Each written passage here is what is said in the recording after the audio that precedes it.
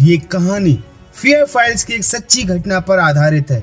माना जाता है कि चारपाई में पनपते खटमल, झील या नदी ने भी यही तरीका इस्तेमाल किया था। वो ये नहीं जानते थे कि वो अपनी चारपाई के साथ कुछ और भी ले आए थे। वो था तालाच भी कहा जाता है।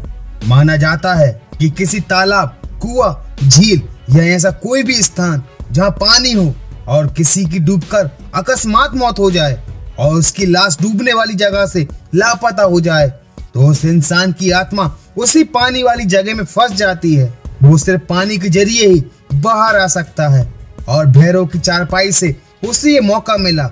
एपिसोड की शुरुआत होती है साथ साथ उस तालाब का प्रेत, वो जल पिशाच भी उसकी चारपाई के साथ बाहर आ चुका है। और उसी रात जब भैरव घर के बाहर सो रहा था तो वो प्रेत भैरव की बेरहमी से हत्या कर देता है। और जब भैरव के बेटे नकुल को अपने पिता की मौत की खबर मिलती है तो वो तुरंत उनके अंतिम संस्कार, पूरी लकड़ियां गीली हो जाती हैं, जिसे देखकर सभी काफी चौंक जाते हैं कि आवाज आने लगती है। और जब वो ये देखने जाती है कि पानी टपकने की आवाज आखिर आ कहां से रही है, और वो आवाज उस चारपाई से आ रही थी, पर ज्योति को ऐसा कुछ नजर नहीं आता और वो वहां से चली जाती है। और वो जल पिशाच एक लिक्विड में बदलकर घर के हर पानी वाली जगह में चली जाती है। और वो जल पिशाच बच्चों के कमरे में जाकर एक सपना लगता है। और जब नीति किचन में पानी पीने जाती है और मटके में से जैसे ही अपना गिलास भरती है, पर उस पानी में काफी सारी काई निकल रही थी और उसे कुछ समझ नहीं आता कि पानी गंदा कैसे हुआ। मैं तो रोज इस मटके को साफ करके पानी भरती हूँ। और अगली सुबह जब कुणाल बाथरूम में जाकर अपना चेहरा धोता है तो उसकी आंखें काफी बुरी तरह से जलने लगती हैं। तो तुरंत नकुल को ये सारी घटना बताती है और कहती है कि कुणाल की आंखें उस पानी की वजह से बुरी तरह से जल रही हैं। जहां नकुल कुणाल को तुरंत डॉक्टर के पास ले जाने के लिए बोलता है। और इसी बीच कुणाल उस चारपाई पे जाकर सो जाता है। और जब ज्योति और उसी रात ज्योति को फिर से पानी टपकने की आवाज आती है। और जब वो देखने जाती है तो पाती है कि नकुल उस चारपाई पर बैठा है और वो उसके पास जाकर उससे बातें करने लगती है, जिससे वो नकुल नहीं बल्कि वो प्रेत, वो जल पिशाच था, जिसे देखकर वो चिल्लाने लगती है। और देखते ही कि जरूर इस चारपाई में कुछ तो गड़बड़ है। और उसे याद आता है कि मौसी क्यों इस चारपाई को अपने साथ रखना नहीं चाहती थी। जरूर मौसी ही इस चारपाई के राज को जानती होंगी। और अगले ही दिन नकुल मौसी के घर पहुंच जाता है, जहाँ जाकर उसे पता चलता है कि उस चारपाई में बुधवा का साया है, जिसे जल पिशाच कहा जाता है।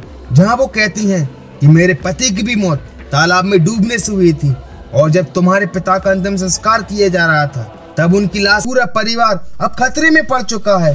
कोई तो रास्ता होगा उस बुधवा से छुटकारा पाने का। जहाँ मौसी बताती हैं कि हाँ है, इस गांव के मंदिर के पुजारी ही तुम्हारी सहायता कर सकते हैं। और कुणाल पुजारी जी को अपने घर ले आता है। बुधवा का साया है और वो नकुल से कहते हैं कि अगर बुधवा तुम्हारे सामने आ जाए तो डरना मत। और पुजारी जी अपनी साधना शुरू कर देते हैं और वो बुधवा, वो जल पिशाच घर के जिस जिस कोने में भी फैला हुआ था, वो वापस से आकर उस कलश में इकट्ठा हो जाता है और बुधवा का साया उस घर से हट जाता है।